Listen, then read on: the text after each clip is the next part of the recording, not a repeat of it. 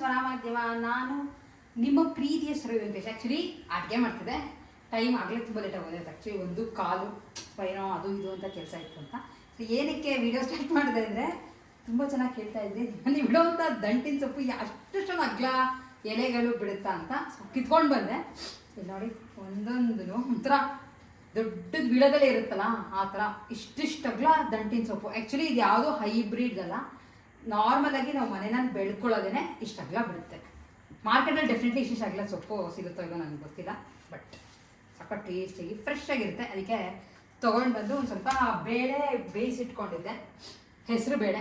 ಇದಕ್ಕೆ ಹಾಕ್ಬಿಟ್ಟು ಬೇಳೆ ಮತ್ತು ಸೊಪ್ಪು ಹಾಕಿ ಪಲ್ಯ ಮಾಡಿದ್ರೆ ಸಖತ್ತಾಗಿರುತ್ತೆ. ಸೊ ಅಡುಗೆ ಮಾಡ್ತೀವಿ. ಒಂದು ಕಡೆ ಅನ್ನಕ್ಕೆ ಇಟ್ಟಿದೆ, ಹಾಗೆ ಅದ್ರ ಜೊತೆ ಪ್ರೋಟೀನ್ಗೆ ಅಂತ ಕಾಳು ನೆನೆಸಿಟ್ಟಿದೆ, ಕಾಳದು ಉಸ್ಲಿ ಮಾಡ್ಕೊಂಡಿದ್ದೀನಿ. ಆ್ಯಂಡ್ ಅದ್ರ ಜೊತೆ ಸ್ಪೆಷಲ್ಲಾಗಿ ಪನ್ನೀರ್ ಮಾಡಿದ್ದೀನಿ. ಯಾವುದ್ರದ್ದು ಮಾಡಿರ್ಬೋದು ಅಂತ ನೀವು ಒಂದ್ಸಲ ಗೆಸ್ ಮಾಡಿ, ಅದಾದಮೇಲೆ ಅದೇನೋ ಅಲ್ವಾ ಅಂತ ನೀವು ಕಾಮೆಂಟ್ ಮಾಡಿ ಹೇಳೋದನ್ನ ಮಿಸ್ ಮಾಡಿಬಿಡಿ. ಸಕ್ಕತ್ತಾಗಿ ಬಂದಿದೆ. ಬಟ್ ನಾರ್ಮಲ್ ಪನ್ನೀರ್ ಹಾಲಲ್ಲಿ ಮಾಡಿರೋದಲ್ಲ, ಹಾಲಲ್ಲಾಗೆ ನಿಮ್ಗೆ ತೋರಿಸ್ತಾನೆ ಇಲ್ಲ, ಎಲ್ಲರೂ ಗೆಸ್ ಮಾಡೇ ಮಾಡ್ತೀರಾ ಅಂತ ಗೊತ್ತಿತ್ತು. ಪನ್ನೀರ್ ಥರನೇ ಇದೆ. ನಾನು ಫಸ್ಟು ಮಾಡಿ ಟ್ರೈ ಮಾಡಿ ಹೇಗೆ ಬರುತ್ತೆ ಅಂತ ನೋಡಿ ಆಮೇಲೆ ನಿಮಗೆ ರೆಸಿಪಿ ತೋರಿಸೋಣ ಅಂತ ಅಂದ್ಕೊಂಡೆ. ಅಷ್ಟೊತ್ತಿಗೆ ಗೆಸ್ ಮಾಡ್ತೀರಿ ಏನರಲ್ಲಿ ಪನ್ನೀರ್ ಮಾಡಿರೋದು ಅಂತ. ಉಪ್ಪು ಹೆಚ್ಚಿಟ್ಟಿದ್ದೀನಿ, ಏನು ಘಮ ಘಮ ವಾಸನೆ ಇದ್ದರೆ ಉದ್ದುದ್ದಕ್ಕೆ ಅದನ್ನೇ ನಾನು ಸಣ್ಣ ಸಣ್ಣದಾಗಿ ಕಟ್ ಮಾಡಿ ಹೆಚ್ಚಿಟ್ಟಿದ್ದೀನಿ. ನೋಡಿ, ಫ್ರೆಶ್ ಆಗಿರೋವಂಥ ಸೊಪ್ಪು ಆ್ಯಂಡ್ ಫ್ರೆಶ್ ಆಗಿರೋವಂಥ ಕರ್ಬೇವಿನ ಸೊಪ್ಪು. ಮೆಣಸಿನ್ಕಾಯಿ ಒಂದು ತರಲಿಲ್ಲ, ಕಿತ್ಬಿಟ್ಟು ಅಲ್ಲೇ ಇಟ್ಟೆ, ಅಲ್ಲೇ ಮಾಡ್ಕೋತೀನಿ ಅಂತ. ಬಟ್ ಇನ್ನೇನೋ ಸ್ವಲ್ಪ ಅರ್ಜೆಂಟ್ ಕೆಲಸ ಇತ್ತು, ಸ್ವಲ್ಪ ಡೋ ಚೇಂಜ್ ಮಾಡಿಸ್ಬೇಕಿತ್ತು, ಹಾಗಾಗಿ ಅರ್ಜೆಂಟಾಗಿ ಓಡ್ ಬಂದಾನ ಅಂತ ಇಷ್ಟನೇ ತೊಗೊಂಡು ಬಂದು ಅಡುಗೆ ಮಾಡ್ಕೋತಾ ಇದ್ದೀವಿ. ಈಗ ಸ್ವಲ್ಪ ಜೀರಿಗೆ, ಒಂದು ಪ್ಯಾನ್ಗೆ ಸ್ವಲ್ಪ ಎಣ್ಣೆ ಹಾಕ್ಕೊಂಡು ಸ್ವಲ್ಪ ಜೀರಿಗೆ ಹಾಕ್ಕೊಂಡಿದ್ದೀನಿ.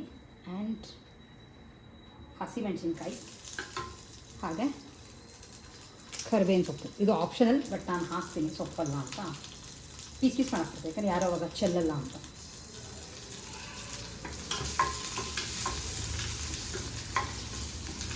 ಸೊ ಸಿಂಪಲ್ ಇದಾಗ್ತಿದ್ದಂಗೆ ಹೆಚ್ಚಿಟ್ಕೊಂಡಿರುವಂಥ ಸೊಪ್ಪು ಸ್ವಲ್ಪ ಫ್ರೈ ಆಗಬೇಕು. ಸೊಪ್ಪು ಇಷ್ಟೇ ಸಾಗುತ್ತೆ ಪಲ್ಯ, ತುಂಬ ಏನಾಗಲ್ಲ.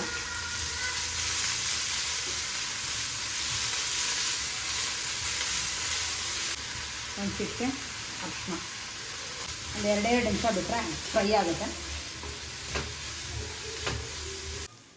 ಸೊ ಚೆನ್ನಾಗಿ ಇದು ಫ್ರೈ ಆಗಿದೆ.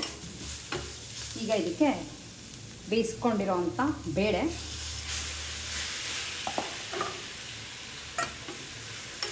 ಸ್ವಲ್ಪ ಹೊಂದ್ಕೋಬೇಕು.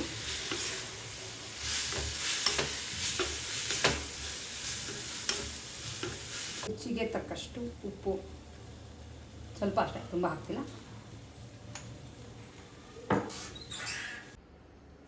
ಸಖತ್ ಸಿಂಪಲಾಗಿ ಟೇಸ್ಟಿಯಾಗಿ ರೆಡಿಯಾಗುತ್ತೆ. ಆ್ಯಂಡ್ ಮೇಲೆ ಸ್ವಲ್ಪ ನಿಂಬೆ ಹಣ್ಣು ಹಾಕಿದ್ರೆ ಹುಳಿಯಾಗಿರುತ್ತೆ. ಖಾರ ಬೇಕಿದ್ರೆ ನೀವೇನಾದರೂ ಪುಡಿನೂ ಹಾಕ್ಕೊಂಡು ಮಾಡ್ಬೋದು, ಲೈಕ್ ಮೆಣಸಿನ ಪುಡಿನೋ ಹುಳಿ ಪುಡಿನೋ ಹಾಕಿದ್ರೆ ಚೆನ್ನಾಗಿರುತ್ತೆ. ಬಟ್ ಏನು ಅಂತಂದರೆ ಈ ಪಲ್ಯ ಈ ಥರ ಮಾಡಿಬಿಟ್ರೆ ತುಂಬ ಖಾರ ಇರೋಲ್ಲ, ಜಾಸ್ತಿ ಪಲ್ಯ ಕಮ್ಮಿ ಅನ್ನ ತಿನ್ಬೋದು. ಸೊ ಹಾಗಾಗಿ ಇಲ್ಲಿ ನೋಡಿ. ಸೊ ಎಲ್ಲ ಕೆಲಸ ಮುಗಿಸ್ಕೊಂಡು ಆ್ಯಕ್ಚುಲಿ ಆಚೆಗೆ ಹೋಗಿ ಬಂದೆ, ಸ್ವಲ್ಪ ಕೆಲಸ ಇತ್ತು ಅಂತ. ಈ ಸೀರೆ ಉಟ್ಕೊಂಡು ಹೋಗಿದ್ದೆ, ತುಂಬ ದಿನಗಳ ಹೋಗಿತ್ತು ಈ ಸೀರೆ ಉಟ್ಕೊಂಡು. ಬನಾನಾ ಪಿತ್ ಸಿಲ್ಕ್ ಸಾರಿ ಇದು. ಸಿಲ್ಕ್ ಅಂದ ತಕ್ಷಣ ತುಂಬ ಗ್ರ್ಯಾಂಡ್ ಬಾರ್ಡರ್ ಆಗಿರ್ಬೋದು, ಈ ಥರದ್ದೆಲ್ಲ ಏನೂ ಬರಲ್ಲ. ತುಂಬ ಸಿಂಪಲ್ ಸೀರೆ, ಹಾಗೆ ಲೈಟ್ ವೆಯ್ಟ್. ನೀವು ಈಸಿಯಾಗಿ ಡ್ರೇಪ್ ಮಾಡ್ಕೊಂಡು ಇಡೀ ದಿನ ಇದೇ ಸೀರೆನಲ್ಲೇ ಉಟ್ಕೊಂಡು ಕಾಲ ಕಳಿತೀವಿ ಅಂದರೂ ಆರಾಮಾಗಿ ಇರ್ಬೋದು. ಯಾಕೆಂದರೆ ನಿಮಗೆ ಕಾಣಿಸ್ತಿರ್ಬೋದು ಮೋಸ್ಟ್ಲಿ ಕ್ಲೀನಾಗಿ, ಜರಿ ಇಲ್ಲ. ಆ್ಯಂಡ್ ನಾನು ಆ್ಯಕ್ಚುಲಿ ನನ್ನ ಹತ್ರ ಇರೋದು ಇದು ಆಲ್ಮೋಸ್ಟ್ ಬ್ಲೂಗೆ ಎಲ್ಲೋ ಕಲರ್ ಬಾರ್ಡ್ರು, ಎಲ್ಲೋ ಅಂದರೆ ಗೋಲ್ಡನ್ ಎಲ್ಲೋ ಬರುತ್ತೆ. ಸೊ ಜಸ್ಟ್ ಇಷ್ಟೇ ಇರೋದು. ಇಲ್ಲಿ ಮಧ್ಯ ಬುಟ್ಟಗಳು ಜರಿ ಅಲ್ಲ, ಥ್ರೆಡ್ ಬುಟ್ಟ, ಗೊತ್ತಾಗ್ತಿರ್ಬೋದು ನಿಮಗೆ. ನೋಡಿ ಹಿಂದೆ ನೋಡಿ ಗೊತ್ತಾಗುತ್ತೆ, ಥ್ರೆಡ್ ಬುಟ್ಟ ಇದು. ಇಷ್ಟೇ. ಇದಕ್ಕೆ ಈ ಥರದ್ದೊಂದು ಎಲ್ಲೋ ಕಲರಲ್ಲಿ ಪಲ್ಲು ಕೊಟ್ಟಿದ್ದಾರೆ. ಪಲ್ಲು ಮೇಲೆ ನಿಮ್ಗೆ ಕಾಣಿಸ್ತಿರೋದು ಮತ್ತು ಥ್ರೆಡ್ ಬುಟ್ಟ. ಇದು ಥರ ಸಖತ್ ಸ್ಟೈಲಾಗಿದೆ ಸೀರೆ, ಅದೇ ಥರ ಟ್ರೆಡಿಷ್ನಲ್ ಲುಕ್ ಕೂಡ ಕೊಡುತ್ತೆ. ಆ್ಯಂಡ್ ಮೇಯ್ನ್ ಬಟ್ ಇರೋರಿಗೆ ಇನ್ನೊಂದೇನು ಅಂತಂದರೆ ವಿತ್ ಬ್ಲೌಸ್ ಬರೋಲ್ಲ, ಜಸ್ಟ್ ಸೀರೆ ಮಾತ್ರ ಬರುತ್ತೆ ಅಷ್ಟೇ. ನೀವು ಬ್ಲೌಸ್ ಬೇರೆ ಯಾವ್ದಾರು ತೊಗೊಂಡು ಮಿಕ್ಸ್ ಆ್ಯಂಡ್ ಮ್ಯಾಚ್ ಮಾಡಿ ಈ ಸೀರೆನ ಉಟ್ಕೋಬೇಕಾಗುತ್ತೆ. ಸೊ ನನಗೆ ಆ್ಯಕ್ಚುಲಿ ಇದೇ ಥರ ಎಕ್ಸಾಕ್ಟಾಗಿ ಇರೋದು ಸಿಕ್ತು, ಎಲ್ಲೋ ಕಲರ್ ಮೇಲೆ ಬ್ಲೂ ಕಲರ್ ಜಸ್ಟ್ ಪ್ರಿಂಟ್ ಇದೆ ಅಷ್ಟೇ. ನಿಮ್ಗೆ ಕಾಣಿಸ್ತಿರ್ಬೋದು ಪ್ರಿಂಟ್ ಯಾವ ಥರ ಬರುತ್ತೆ ಅಂತ. ಆ್ಯಂಡ್ ಇದು ಕಾಟನ್, ಇದು ಸಿಲ್ಕ್, ಇದು ಕಾಟನ್. ಎಕ್ಸಾಕ್ಟಾಗಿ ಇದಕ್ಕೆ ಬೇಕು ಅಂದರೆ ಮತ್ತೆ ಸಿಲ್ಕ್ ಕಾಟನ್ಗೆ ಹೋಗಬೇಕಿತ್ತು, ಪ್ಲೇನ್ ಬ್ಲೌಸ್ ಬೇಕಿತ್ತು ಅಂದರೆ ಈ ಕಲರ್ ಎಲ್ಲೋ ಕಲರ್ ನನಗೆ ಇಷ್ಟ ಆಗಿಲ್ಲ. ಸೊ ಈ ಥರ ಮ್ಯಾಚ್ ಮಾಡೋಣ ಅಂತ ಕಾಂಟ್ರಾಸ್ಟ್ ಇರುತ್ತೆ ಅಂತ ಮ್ಯಾಚ್ ಮಾಡಿ ಸಿಂಪಲಾಗಿ. ಆ್ಯಕ್ಚುಲಿ ಇದು ಸ್ಲೀವ್ಲೆಸ್ನಲ್ಲೇ ಸ್ಟಿಚ್ ಮಾಡಿಸಿದೆ. ಆಗಲೇ ಸುಮಾರು 3-4 ವರ್ಷ ಆಯಿತು ನಾನು ಈ ಸೀರೆನ ಪರ್ಚೇಸ್ ಮಾಡಿ. ಸೊ ಈ ಥರ ಇದೆ ಸೀರೆ, ಬಟ್ ಉಡೋಕ್ಕೆ ತುಂಬ ಚೆನ್ನಾಗಿದೆ. ಸೊ ನೋಡ್ತಾ ಇದ್ದೀನಿ, ಇನ್ನೇನಾದ್ರು ಸಿಕ್ಕಿದ್ರೆ ಇನ್ನು 1-2 ಪರ್ಚೇಸ್ ಮಾಡೋಣ. ಆಮೇಲೆ ಹೆವಿ ಕಾಸ್ಟ್ ಎಲ್ಲ ಏನೂ ಇಲ್ಲ. ನಾನು ಆ್ಯಕ್ಚುಲಿ 2000 ರುಪೀಸಿಂದ ಒಳಗಡೆ ಕೊಟ್ಟಿದ್ದು, ಲೈಕ್ 18 19 ಕೊಟ್ಟೆ ಅಷ್ಟೇ. ಕಾಸ್ಟ್ಲಿ ಇಲ್ಲ.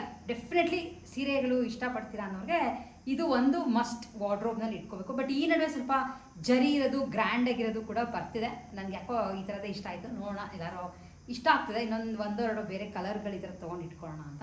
ಸಡನ್ನಾಗಿ ಉಟ್ಕೊಂಡು ಹೋಗ್ತೀವಿ ಅಂದರೆ ಚೆನ್ನಾಗಿದೆ. ಲೈಕ್ ಅದರ ದೇವಸ್ಥಾನಕ್ಕೆ ಉಟ್ಕೊಂಡು ಹೋಗ್ತೀವಿ ಅಂದರೆ ಚೆನ್ನಾಗಿದೆ. ಅಥವಾ ಸಿಂಪಲ್ ಫಂಕ್ಷನ್ಗಳಿಗೆ ನೀವೇನಾದ್ರು ಸ್ವಲ್ಪ ಲೈಕ್ ಆಕ್ಸೆಸರೀಸ್ ಎಲ್ಲ ಹಾಕ್ಕೊಂಡು ಉಟ್ಕೋತೀರಾ ಅಂದರೆ ತುಂಬ ಚೆನ್ನಾಗಿದೆ. ಆ್ಯಂಡ್ ಅದ್ರ ಜೊತೆ ನೋಡಿ, blouse simple design V neck ಇಡಿಸ್ಬಿಟ್ಟು ಬ್ಲೂ ಕಲರಲ್ಲಿ ಜಸ್ಟ್ ಬಾಲ್ಸ್ ಥರ ಇಡ್ಸೀನಿ. ಈ ಸೀರೆ ಅಂತ ಮ್ಯಾಚ್ ಮಾಡಿದ್ದಲ್ಲ ಬ್ಲೌಸ್, ಇದು ಬೇರೆ ಒಂದು ಸೀರೆಗೆ ಅಂತ ಮ್ಯಾಚ್ ಮಾಡ್ಕೊಂಡು ತೊಗೊಂಡಿದ್ದೆ. ಸೊ ಅದು ಇದಕ್ಕೂ ಆಗುತ್ತೆ ಅಂತ ಇದಕ್ಕಿದನ್ನೇ ಹಾಕ್ಕೊಂಡು ಮ್ಯಾಚ್ ಮಾಡಿದ್ದೀನಿ. ಚೆನ್ನಾಗಿದೆ. ನೋಡೋಣ, ಇನ್ನೆಲ್ಲರೂ ಹೋದರೆ ಡೆಫಿನೆಟ್ಲಿ ನಾನು ತೊಗೊಂಡ್ರೆ ನಿಮ್ಗಳಿಗೂ ತೋರಿಸ್ತೀನಲ್ಲ ಯಾವ ಅಂಗಡಿಯಲ್ಲಿ ತೊಗೊಂಡು ಬಂದೆ ಅಂತ ತೋರಿಸ್ತೀನಿ. ಸೊ ಸೀರೆ ಕಂಪ್ಲೀಟಾಗಿ ನೆರಿಗೆ ಎಲ್ಲ ತುಂಬ ಚೆನ್ನಾಗಿ ಕುತ್ಕೊಳ್ಳುತ್ತೆ, ಕ್ಲೀನಾಗಿ ಬರುತ್ತೆ. ತೋರಿಸ್ತಾ ಇದೆ.